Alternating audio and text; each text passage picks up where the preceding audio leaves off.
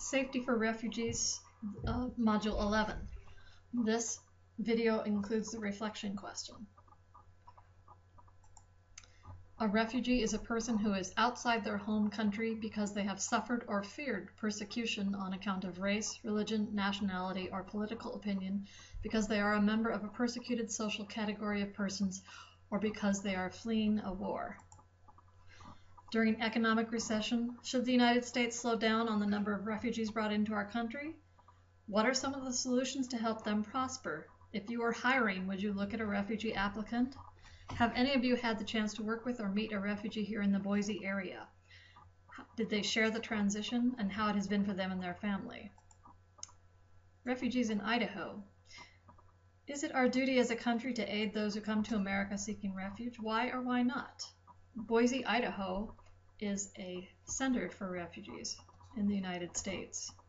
What benefits are there to setting up refugee processing centers in countries that are sources for refugees? How do we benefit as a country for assisting those who seek refuge? What should the U.S. do about children arriving from Central America without their parents? This is a graph that shows you the percentage who would offer them shelter and support versus those who would deport them immediately in the blue. Is it wrong that refugees come to America illegally, or is it justified given their circumstances in their home countries?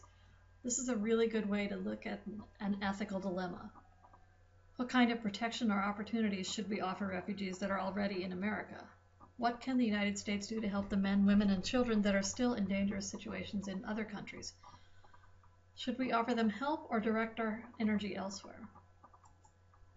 Here's a slide, refugees regaining their professional skills and the Muslim population that is growing in Idaho. Refugee Day in the Magic Valley in Idaho. Here, 19 refugees in Boise celebrate World Refugee Day by becoming citizens of the United States in 2013. This slide is from 2014. Nearly 280 migrant children are already staying at a Tucson shelter. Now another location could be coming to Oracle, several miles into the Catalina Mountains. Who is hosting the world's refugees in 2014? You can see that there's quite a bit of refugee situation, particularly in the Middle East and parts of Africa. For the last remaining Palestinian residents of Yarmouk outside of Damascus, this week's takeover by the Islamic State in Iraq and Levant is a siege within a siege. For almost 2 years, the regime of President Bashar al-Assad has been suffocating the rebel-held Yarmouk, a Palestinian refugee settlement turned residential neighborhood just 10 minutes from the heart of Damascus. Water has been cut off, available only when an AIDS group sneak it in, and medical supplies and food are scarce. Yarmouk has shrunk from a pre-war population of 180,000 to just 18,000, with about 200 people starving to death. Palestinian residents of the besieged refugee camp of Yarmouk wait at the gate of the camp to receive aid supplies from the United Nations on the southern edge of the Syrian capital of Damascus. The deteriorating situation brought on by Syria's civil war prompted the UN Security Council to call an emergency meeting Monday, April 6th of 2015 to discuss this camp at Yarmouk, calling for safe evacuation for the Palestinians, protection for the refugees, and humanitarian access to the camp. This is from February of 2015. Nearly 1 million people have been dispossessed by the conflict in eastern Ukraine, with the recent upsurge in violence causing massive destruction of buildings and infrastructure, the collapse of basic services, and a spike in the numbers fleeing fighting, the United Nations Refugee Agency reported today.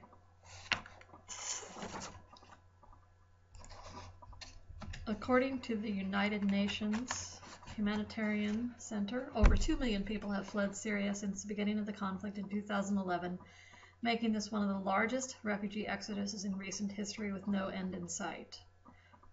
The refugee population in the region could reach over 4 million by the end of 2014.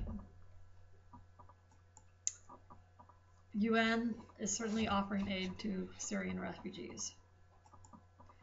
From June of 2015, more than 2,800 asylum seekers have crossed Syria's border with Turkey since Raqqa moved to open its checkpoints for migrants over the weekend.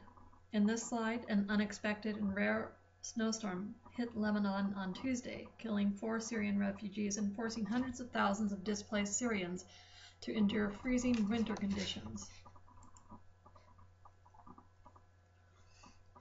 These are Syrians waiting to cross over into Turkey. The number of 3,000 Syrians is in line with the initial estimates of Turkey's capacity to accept new asylum seekers, officials believe. Millions have crossed into Syria's northern neighbor in the past years looking for shelter from the civil war that has been raging in Syria. Those of you who know who Angelina Jolie is, she is the United Nations High Commissioner for Refugees Special Envoy. In the Iraqi crisis, 150,000 Kurd refugees are surrounded by Islamic extremists. Thousands of Kurds, including children, have been trapped in the mountains without food and water for days as a major international intervention gets underway. There are reports that thousands of them may have already lost their lives after being trapped in the mountains without food or water for days. In Nairobi, East African nations are expecting South Sudan's refugee numbers to rise drastically in the coming year as more people flee violence and a deepening humanitarian crisis in the country. Kenya's top diplomat also says her country will keep pressure on South Sudan's political leaders to agree on a peace deal. Humanitarian agencies say the number of South Sudanese seeking refuge in neighboring countries could rise to 821,000 in the next year, if a lasting peace is not achieved. From a May 10, 2015 radio program on the CBC radio, there are more than 50 million refugees and internally displaced people in the world. So far this year, more than 1,700 have drowned in the Mediterranean while attempting to flee from Libya to Italy, and it seems we have no idea what to do about it other than to say, don't expect us to take all of you in. From Kuwait City, in March of this year, the UN High Commissioner for Refugees told an international conference of donors the Syrian war had reached a dangerous tipping point with increasing desperation among refugees and in host communities and a widening gap between humanitarian needs and available funding. It is essential that immediate humanitarian needs and longer-term resilience programs are supported from the totality of resources available to donors. Humanitarian assistance budgets are vastly insufficient to meet even the most basic needs, and development actors must step forward to support the longer-term efforts. Clearly, with the number of refugees in the world today, there are an incredible amount of humanitarian needs. Finally, your reflection question for week 4. This is due Saturday, August 1st by 11:59 p.m. How has discussing the topics of this class helped you to become more aware of your cultural perspectives? And finally, the civic engagement experience and reflection is due Saturday, August 1st by 11:59 p.m. Don't forget,